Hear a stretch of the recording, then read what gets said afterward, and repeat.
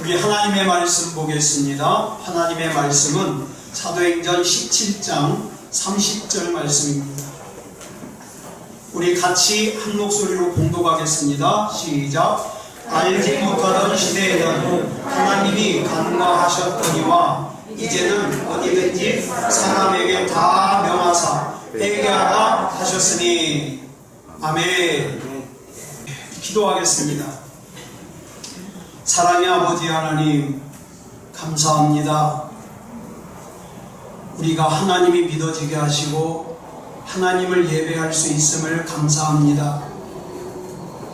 우리의 믿음이 우리의 삶의 열매로 나타나게 하시고 하나님을 보람있게 하고 하나님을 기쁘시게 하는 우리가 되게 해 주시옵소서.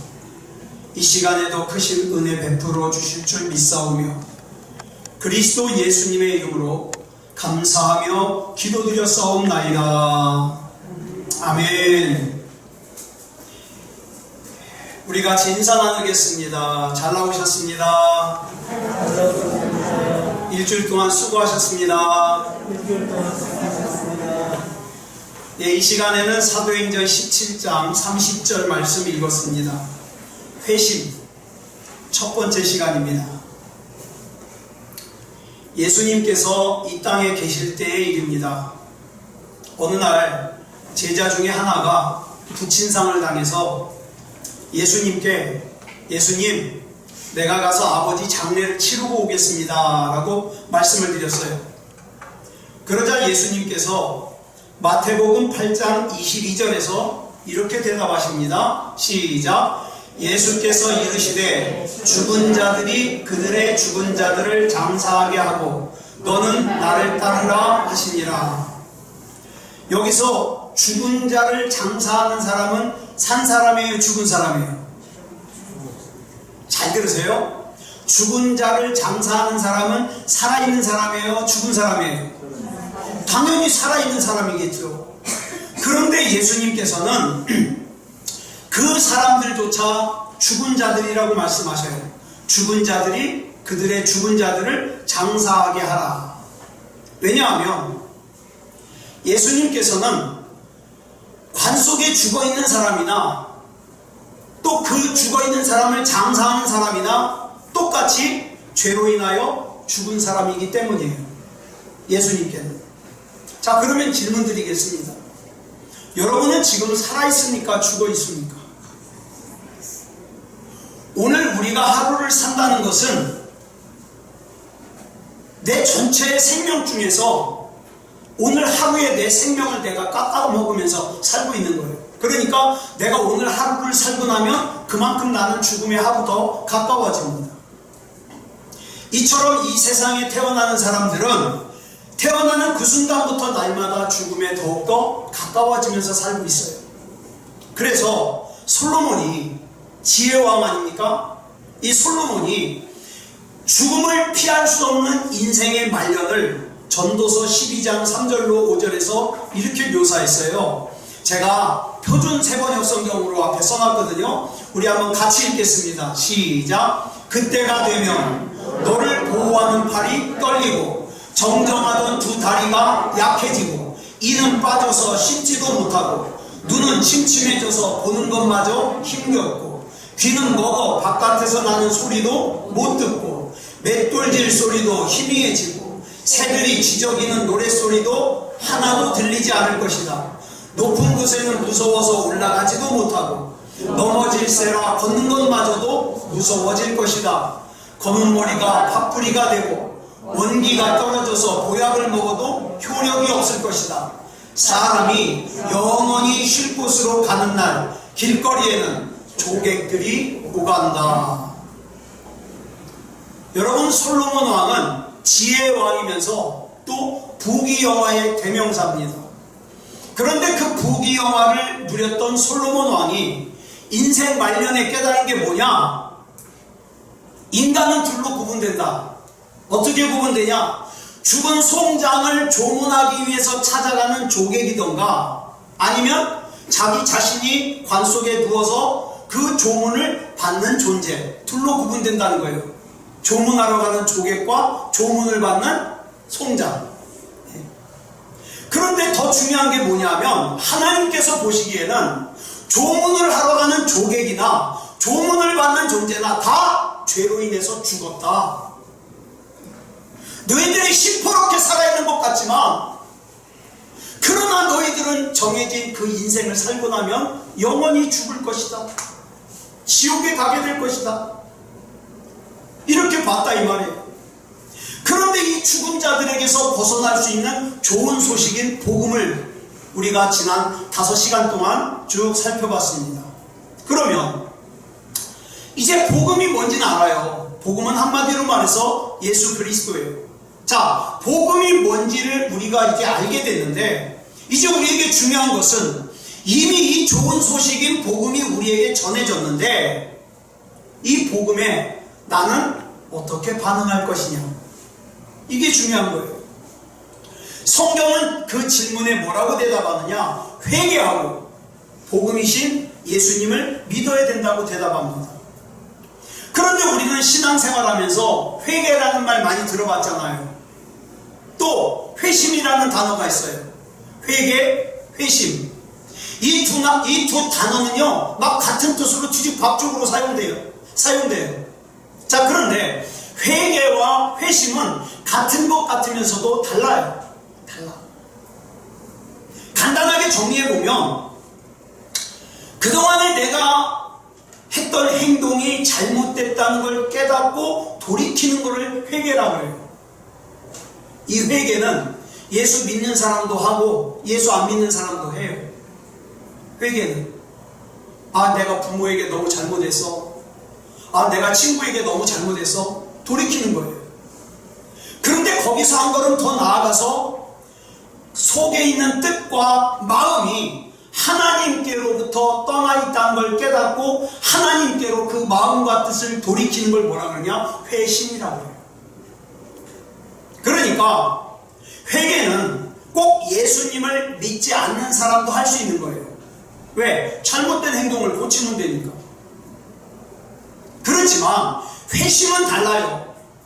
회심은 예수님을 믿지 않으면 할 수 없어요. 성경에서 말하는 회개해야 천국 간다는 건 정확하게 말하면 회심해야 천국 간다는 거예요.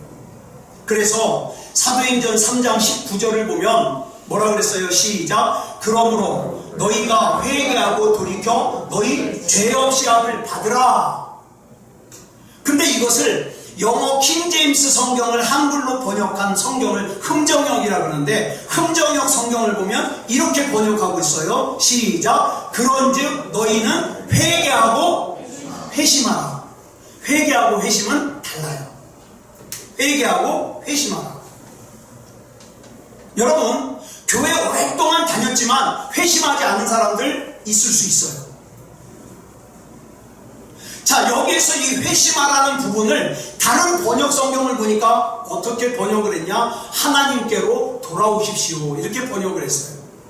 그래서 사실 우리가 회개라고 사용할 때는 대부분이 뭐예요? 진짜는 회심이에요. 회심.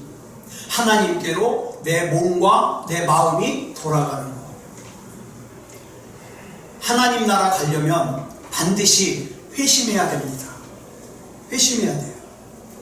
그래서 앞으로 우리가 회심이라고 하겠습니다. 자, 이 회심하라는 이 명령은 예수님 당시의 유대인들이나 또는 예수님을 괴롭히고 죽인 로마 군인들 같은 특정한 사람들에게만 요구하는 것이 아니에요. 하나님을 믿는다고 하지만, 자기가 그리스도인이라고 하지만 하나님께 마음을 드리지 못한, 자기 마음대로 살고 있는 그 모든 사람들에게 해당하는 말이에요. 회심하라. 하나님께 마음을 돌이켜라. 그러지 않으면 천국 갈 수 없어요.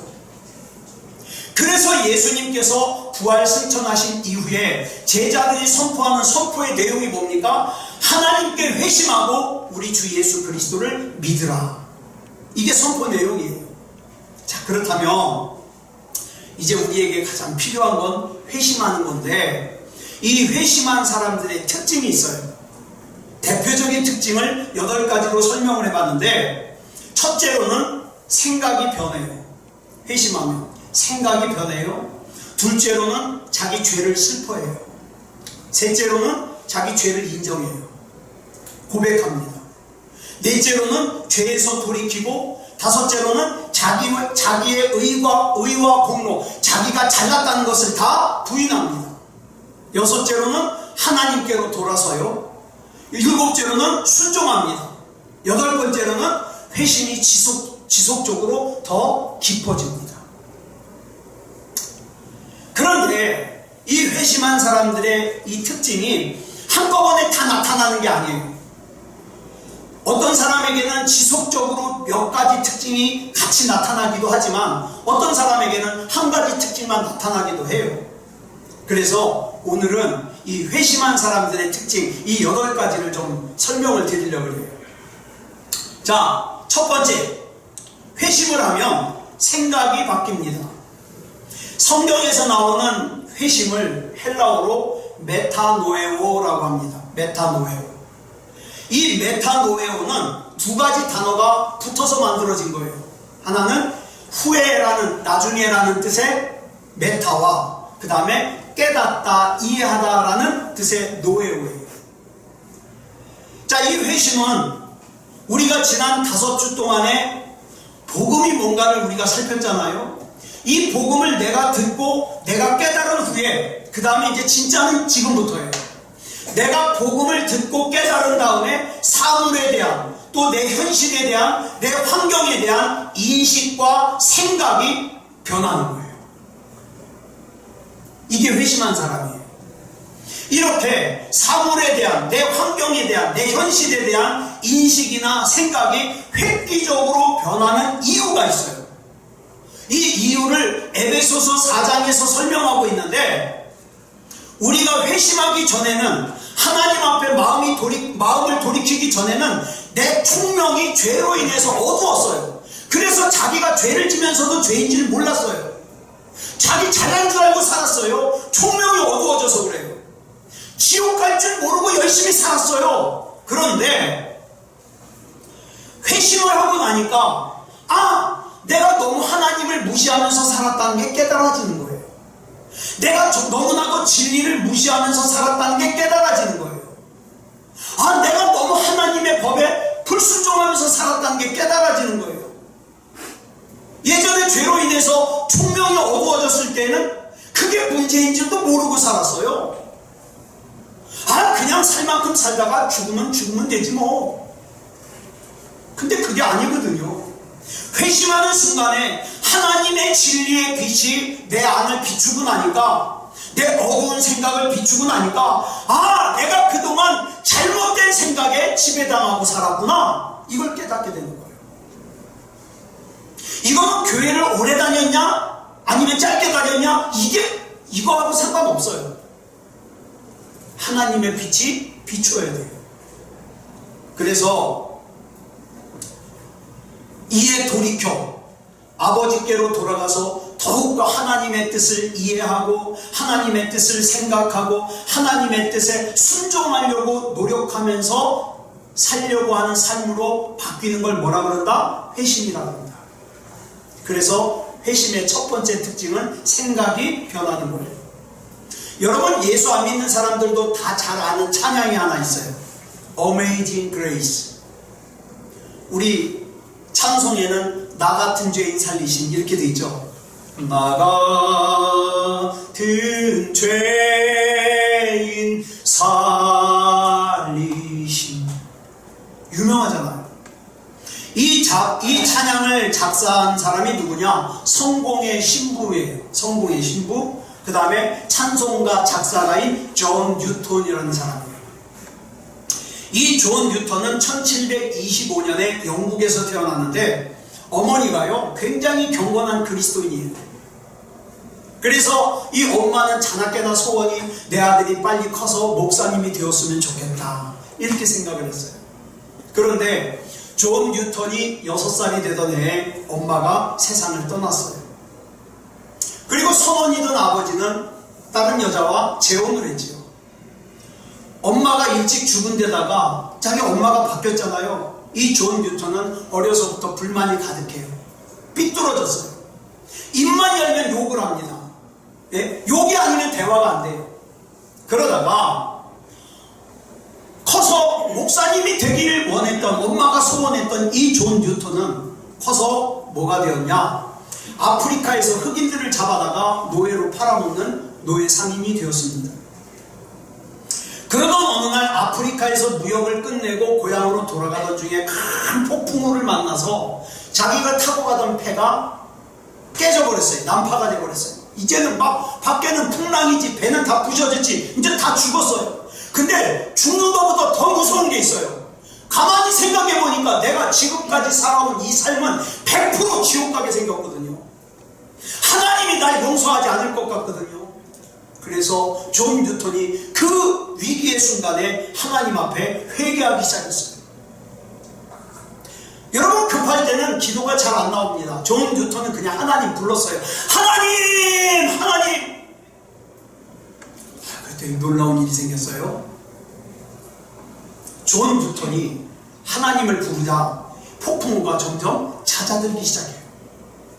그래서 살았어요. 이 사건을 통해서 존 뉴턴은 하나님이 살아계시며 나를 기억하고 계시며 나를 지켜보고 계시다는 사실을 알게 되었습니다. 그래서 지금까지 하던 노예상인 다 집어치고 예수 그리스도를 구주로 영접한 후에 복음을 전하는 사람이 됐어요. 자, 우리가 나이가 들면 기억력이 감퇴하죠. 잘 알았던 것도 잘 잊어버리기 시작합니다. 이 존 뉴턴이 그랬어요. 점점 나이를 먹으면서 자꾸 까먹어가요. 그랬는데 이 존 뉴턴이 말년에 한 말이 있어요. 이렇게 얘기를 합니다. 내가 다른 것은 다 잊어버려도 내가 죄인이었던 것과 그런 내가 죄에서 구원받았다는 것은 결코 잊어버리지 않는다. 왜? 가장 중요한 일이니까. 여러분, 회심한 사람은 생각이 변합니다. 그 다음 두 번째로, 회심을 하면 죄를 슬퍼합니다. 누가복음 18장에 나오는 세리는 자기의 죄악된 본성과 실상을 마주친 순간 아주 뼈저리게 후회하면서 슬퍼해요. 감히 하나님 앞에서 머리를 못 들고 가슴을 쳐가면서 하나님, 이 죄인을 용서해 주시옵소서 회개했습니다. 그런데 구원받지 못한 사람은 내가 뭘 잘못했다고 하나님 앞에 고개 뻣뻣하게 쳐들고 이렇게 살죠. 여러분, 고린도후서 7장 10절에 보면 뭐라고 말씀하고 있느냐? 하나님의 뜻대로 하는 근심은 후회할 것이 없는 구원에 이르게 하는 회개를 이루는 것이고, 정확하게는 회심에 이르게 하는 거예요. 그리고 시편 51편 17절을 보니까 경건한 슬픔 때문에 상하고 통회하는 심령으로, 우리가 예배 시작할 때마다 이 말씀드리잖아요. 하나님께서 찾으시는 것은 상하고 찢기고 통회하는 심령이에요. 내가 하나님 앞에서 내 죄를 슬퍼하면서 아파하면서 상하고 통회하는 그런 마음으로 나올 때 하나님께서 멸시하지 않으세요. 그래서 여러분 잘 아시는 마태복음 5장 4절의 팔복 가운데 뭐라고 말씀하십니까? 예수님이 애통하는 자는 복이 있나니, 뭐 때문에? 경건한 슬픔 때문에. 하나님을 마주대하고 보니까 내 죄가 생각나서 그 죄를 애통하다 보니까 어떻게 해요? 하나님의 위로를 받게 된다. 그래서 여러분 기억하세요. 진짜 회심한 사람과 회심하지 않은 사람은 달라요. 이따 여러분 예배 마치고 갈 때 보세요. 진짜 회심한 사람과 회심하지 않은 사람은 다르다니까요. 같을 수가 없어요. 그 다음 세 번째로, 회심을 하면 죄를 인정하고 고백합니다. 회심은요, 죄를 슬퍼하는 것만으로 끝나지 않아요. 하나님의 판결이 정당하다는 것을, 옳다는 것을 깨달으면 그 다음에는 하나님의 판결 앞에서 내가 죄인이라는 것을 고백하게 됩니다. 하나님, 내가 죄인이에요. 내가 얼마나 방탕한지 하나님 아시지요? 내가 얼마나 음란한지 하나님 아시지요. 사람들 앞에서는 가면을 쓰고 안 그런 척 살지만 나는 참으로 탐욕스럽습니다. 나는 참으로 불신앙이었습니다.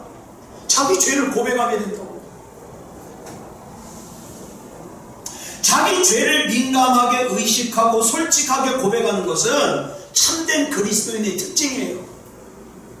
그러므로 자기 죄를 민감하게 의식하지도 않으면서 솔직하게 고백하지도 않으면서 회심했다? 그건 거짓말이에요. 회심하지 않는 사람은 천국과 상관이 없습니다. 아무리 내가 은혜를 체험했다고 자랑하고 다녀도, 내가 우리 집안이 3대 4대째 교회 다니고 신앙생활 한다고 자랑하고 다녀도, 내가 성경 공부를 뭐를 했다, 뭐 베델을 했다, 크로스웨이를 했다 자랑하고 다녀도, 내가 기도 모임을 평일날 모여서 하고 있다, 내 믿음이 대단하다 자랑해도 자기 죄를 의식하지 못하고 있으면, 자기 죄를 인식하지 못하고 있으면, 그래서 자기 죄를 고백하지 않으면, 덮어두고 살면 회심하지 않는 사람이다 이 말입니다. 회심하지 않는 사람이다. 그래서 요한일서 1장 8절로 10절을 보면 이렇게 말씀하고 있어요. 시작. 만일 우리가 죄가 없다고 말하면 스스로 속이고 또 진리가 우리 속에 있지 아니할 것이요, 만일 우리가 우리 죄를 자백하면 그는 미쁘시고 의로우사 우리 죄를 사하시며 우리를 모든 불의에서 깨끗하게 하실 것이요, 만일 우리가 범죄하지 아니하였다 하면 하나님을 거짓말하는 이로 만드는 것이니 또한 그의 말씀이 우리 속에 있지 아니하니라.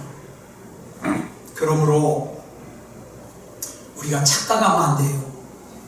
참된 하나님의 사람은 죄가 하나도 없는 완벽한 사람이 아니에요.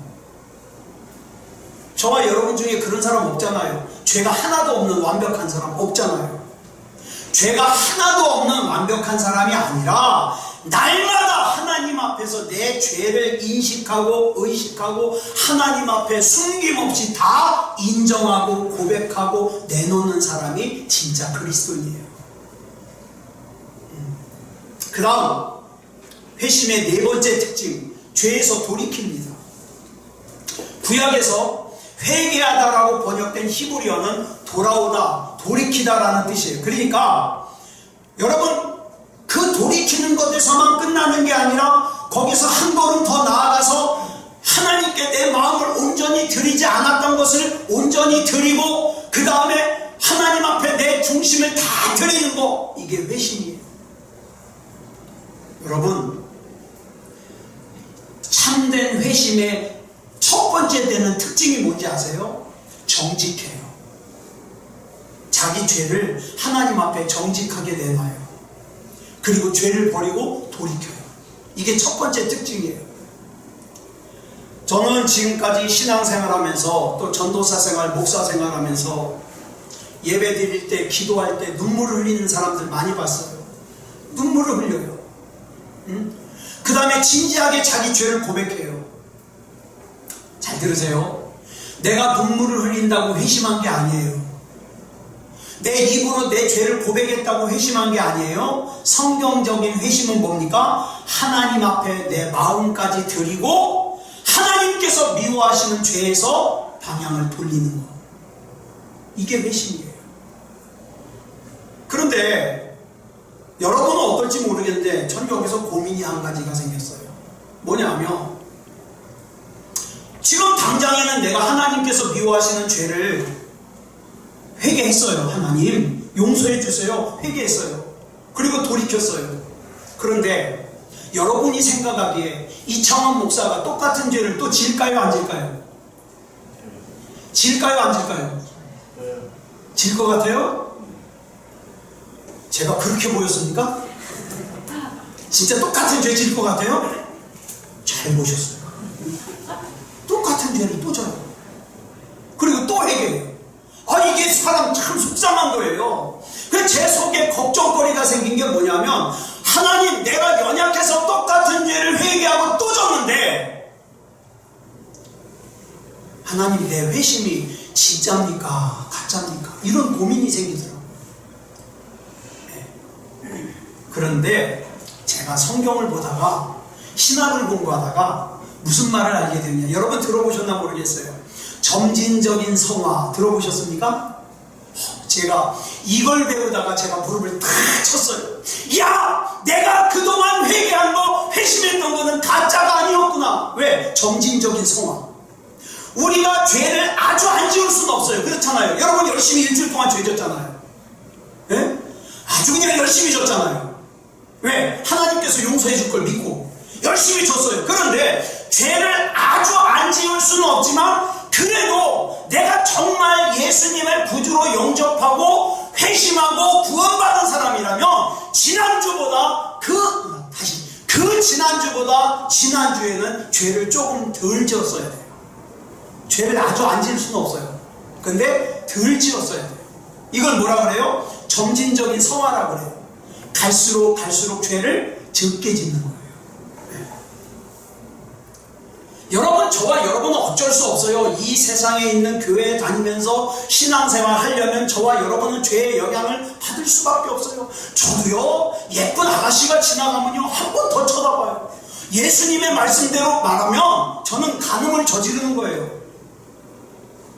예수님 그랬잖아요. 예쁜 아가씨 보고 마음에 죄지면 간음하는 거다. 저도 간음을 저질러요. 그런데 어저께 우리 집에가, 제가 서기를 하다 보니까 목사님들이 전화 오잖아요. 여자 목사님들이 전화가 와요. 뭐 서기 때문에. 우리 딸내미가 저를 감시하는지 몰랐어요. 제가 이렇게 전화를 받고, 어저께는 이제 다 있는 거예요. 아빠, 왜? 여자 목사님 전화 받지 마. 왜? 아니, 여자 목사님 전화 받지 마. 야, 그거 아빠 해야 될 일인데. 야, 너는 남자친구 이 사람 저 사람 만나면서 왜 아빠는 여자 목사님 만나면 안 되냐? 그랬더니 아빠는 결혼했잖아. 참 더러워서. 근데 여러분 보세요. 하나님이 불꽃 같은 눈으로 나를 쳐다보셔요. 그러니까 내가 정말 하나님을 믿으면 어때요? 지나온 삶보다 앞으로 조금씩 죄를 적게 져야 돼요. 아주 안 질 수는 없어요. 그죠? 적게 져야 돼요. 이게 뭐예요? 점진적인 성화예요. 그러다가 마침내 저와 여러분이 죄의 영향권 안에서 완전히 벗어나는 날이 있어요. 언제예요? 하나님 나라 들어가는 거예요. 이걸 신학적인 용어로 뭐라 그러냐? 영화라고 그래요. 영화. 그래서 여러분, 갈수록 우리는 죄 조금씩 져야 돼요. 에휴, 이미 베린 몸 그러면서 막 죄 짓고 살면 안 돼요. 이미 베린 몸이 아니라 다시 새로운 피조물로 창조된 몸이니까 어제보다 죄를 조금 덜 져야 돼요. 네. 여러분, 그 다음에 이제 회심의 5번째 특징은 자기의 의와 행위를 부인하는 거예요. 언뜻 생각하면 이건 회심하고 상관이 없는 것 같아요. 그런데 에베소서 2장 8절로 9절을 보니까 뭐라고 말씀하거든요? 구원이라는 것은 오직 믿음을 통해 오직 은혜로만 구원을 받아요. 내 공로와 상관없이. 그렇기 때문에 왜 이렇게 은혜로 믿음으로만 구원을 받느냐? 자랑하지 못하게 하려고. 이걸 사도 바울이 로마서 11장 6절에서 명쾌하게 이렇게 정리를 해놨어요. 같이 읽겠습니다. 시작. 만일 은혜로 된 것이면 행위로 말미암지 않음이니 그렇지 않으면 은혜가 은혜되지 못하느니라. 구원이 은혜로 받는 거라면 내 행위로 구원받는 거 아니잖아요. 그러므로 우리가 예수 그리스도를 믿어 구원을 받는 신앙이 됐다면 예수님 외에 다른 어떤 수단으로도 구원받을 수 있다는 생각을 버려야 돼요.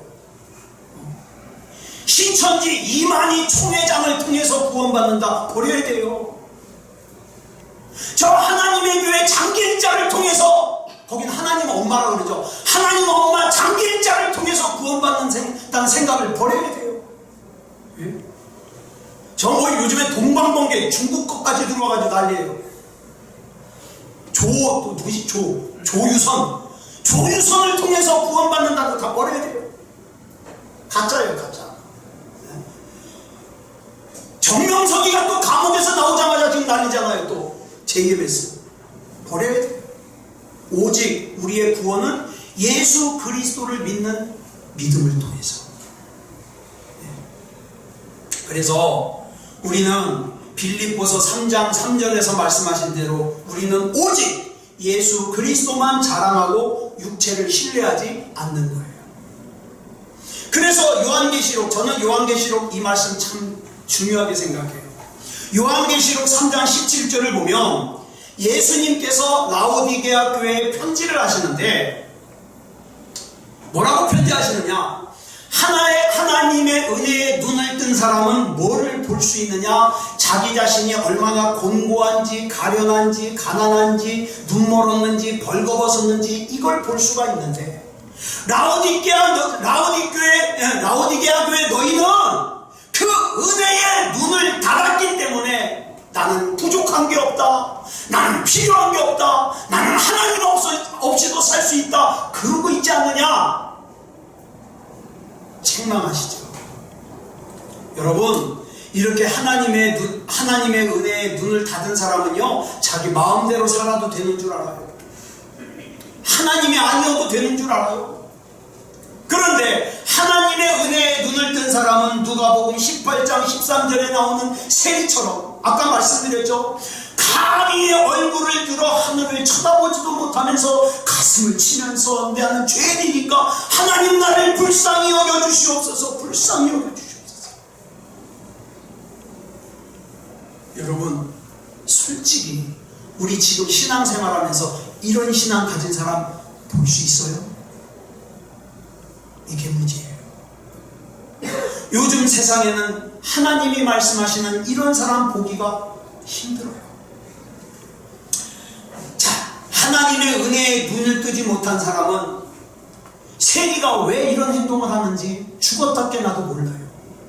왜 저렇게 고지식한지, 왜 이렇게 답답하게 신앙생활 하는지 몰라요. 여기서 예배를 드리는 사람과 예배를 보는 사람이 갈라져요. 예배를 보는 사람은 예배를 보다가 재미가 없으면 안 봐요. 예배를 보는 사람은 흥미가 없으면 안 봐요. 예배를 보는 사람은 아쉬울 것이 없으면 안 봐요. 그러나 예배를 드리는 사람은 달라요. 요한복음 6장을 보면 예수님께서 모여있는 제자들에게, 여기서 제자들이란 12제자만 말하는 게 아니라 예수님의 말씀을 듣는 사람들이에요. 내가 이제 십자가에 달려 죽을 것이다, 이렇게 얘기를 했더니 그동안에 예수님을 뭐 때문에 따라다녔냐면, 예수님이 병 고치는 게 참 볼만하거든요. 그래가지고 재미있어서 흥미가 있어서 예수님을 따라왔던 사람들, 또 몸이 아파가지고 예수님께 고쳐달라고 치료해달라고 따라왔던 사람들이 예수님이 십자가에 달려 죽으신다고 얘기를 하니까 예수님을 떠났어요. 왜? 재미가 없거든요. 이제 예수님이 십자가에 달려 죽으신다니까 떠났어요. 그래서 사람들이 다 떠나니까 이제 12제자만 남았어요. 예수님께서 67절에서 이렇게 말씀하십니다. 너희도 가려느냐? 그랬더니 68절에서 시몬 베드로가 이렇게 대답합니다. 주여, 영생의 말씀이 주께 있사오니 우리가 누구에게로 가오리까? 여러분, 예배 보는 사람들은 흥미거리를 찾습니다. 그러나 예배를 드리는 사람은 하나님 앞에서 나 자신을 발견합니다. 사도 요한 시대에 교회에 침투한 거짓 교사들 중에 이런 주장을 하는 사람들이 있었어요. 우리 몸은 악하대요. 악하죠. 그런데 그 다음에 말이 기가 막혀요. 우리 몸은 악한데 이 악한 몸은 우리 신앙생활에 아무 영향을 주지 못하니까 그냥 몸은 원래 그렇다 생각하고 욕망껏 마음대로 즐기면서 살으라는 거예요. 네 영혼과는 아무 상관없으니까. 그렇게 가르쳤어요. 맞아요? 정말 구원은 믿음으로 받으니까, 은혜로 받으니까 예수님을 믿기만 하면 내 마음대로 살아도 돼요? 어떤 사람은 또 이래요. 아니, 내가 착하게 사는 것이 구원받을 수 있는 조건이 아니지 않습니까? 그 말은 맞아요. 내가 착하게 사는 것이 구원받을 조건은 아니에요. 그런데 여러분 보세요. 내가 하나님 앞에 회심하고 구원받은 하나님의 자녀가 된 것을 고린도후서 5장 17절은 뭐라 그래요? 새로운 피조물이라 그래요. 자, 그러면 그 다음 보세요. 내가 이렇게 새로운 피조물이, 구원을 받아서 새로운 피조물이 되었으면 그 피조물, 새로운 피조물이 된 사람들은 어떻게 해요? 선한 행동을 해요. 왜? 선한 행동은 내가 구원받기 위해서가 아니라 내가 구원받은 결과예요. 열매예요. 그래서 정말 예수 그리스도를 구주로 영접하고 회심한 사람은 선한 행동을 합니다. 그 다음 회심을 하면 여섯 번째로 하나님께로 돌아섭니다. 우리가 죄를 회개하고 죄로부터 돌아서는 것 자체가 목적이 아니라 내가 하나님께로 가기 위해서 돌아서는 거예요. 죄에서. 하나님께로 내가 가기 위해서 내 의와 내 행위를 부인하는 거예요. 우리가 잘 알고 있는 것처럼 하나님께서는 영광을 받으시기 위해서 저와 여러분을 창조하셨습니다. 그러므로 우리가 죄를 버리고 간절한 마음으로 하나님을 갈망해서 하나님께서 내가 죄를 창조하길 잘했지, 보람을 느낀다, 기쁘다, 이걸 뭐라 그래요? 이렇게 되기까지가, 이게 참된 회심이에요. 그래서 우리는 주님이 아니면 안 되는 거예요. 그 다음 참된 회심은 일곱 번째로 하나님의 말씀에 순종합니다. 순종. 참된 회심의 가장 명백하고 확실한 증거는 하나님의 말씀에 믿음으로 반응하고 순종합니다. 여러분들이 지난주나 또 오늘이나 하나님 말씀을 듣고 오늘 말씀 참 좋다 그리고 끝나버리면 그건 회심이 아니에요. 이 말씀 가운데 하나님께서 내게 주신 말씀대로 살아내는 거, 여기까지가 회심이에요. 하나님을 간절히 열망하여 경건하게 살려는 진지한 마음이 있더라도 실제로 하나님의 말씀에 순종하는 삶을 살아야만 참된 회심이라고 할 수 있는 거죠. 그래서 이걸 뭐라 그랬어요? 마태복음 3장 8절에 회개에 합당한 열매라고 설명하고 있어요. 회개에 합당한 열매. 여러분, 행위가 없는 믿음은 죽은 믿음이듯이 회개에 합당한 열매가 없는 회개도 회심도 가짜예요. 가짜. 그 다음 마지막 여덟 번째로 회심을 하면 지속적으로 회심이 더 깊어집니다. 우리 안에서 회심의 사역을 일으키신 하나님께서는 성령의 거룩하게 하시는 사역을 통해서 우리가, 여러분, 내가 회심을 하면은 그 다음엔 하나님 앞에 회개할 것이 없을 것 같은데 이상해요. 자꾸 더 생겨요. 회개 안 하던 사람은 회개할 게 없는데 회개하는 사람은 자꾸 더 생겨요. 그래서 마가복음 1장 14절로 15절을 보니까 이렇게 말씀하고 있어요. 시작. 예수께서 갈릴리에 오셔서 하나님의 복음을 전파하여 이르시되 때가 찼고 하나님의 나라가 가까이 왔으니 회개하고 복음을 믿으라 하시더라. 여기서 회개하고 복음을 믿으라, 이 단어의 시제가 현재예요. 현재. 여러분, 헬라어에서 현재 시제를 쓰는 것은 무슨 의미냐면 계속 진행한다는 거예요. 계속 그렇게 하라는 거예요. 그러니까 이 말씀을 그대로 번역을 하면 이렇게 돼요. 때가 찼고 하나님의 나라가 가까이 왔으니 복음 안에서 회개와 믿음의 삶을 지속적으로 살아라. 계속 살아라. 그 뜻이에요. 내가 평생 복음 안에서 죄를 회개하면서 삶을 살면 이건 뭐예요? 내가 구원받은 사람이라는 증거예요. 회개 없는 사람은 구원과 상관이 없다. 그래서 아까 말씀드렸죠. 예수님의 산상 설교 중에, 팔복 중에 마태복음 5장 4절에서 뭐라고 했어요? 다시 한번 시작. 애통하는 자는 복이 있나니 그들이 위로를 받을 것이며. 이 애통하는 것도 시제가 현재예요. 계속 애통해야 되는 거예요. 언제까지? 하나님 앞에 설 때까지. 일시적으로나 간헐적으로 애통하는 것은 그거는 참된 회심이 아니에요. 이사야 66장 2절을 우리 같이 보겠습니다. 시작. 무릇 마음이 가난하고 심령에 통회하며 내 말을 듣고 떠는 자 그 사람은 내가 돌보려니와. 어떤 사람은 회개를 갖다가 그냥 한 번 하면 끝인 줄 알아요. 나 옛날에 한 번 했어. 끝인 줄 알아요. 아니요.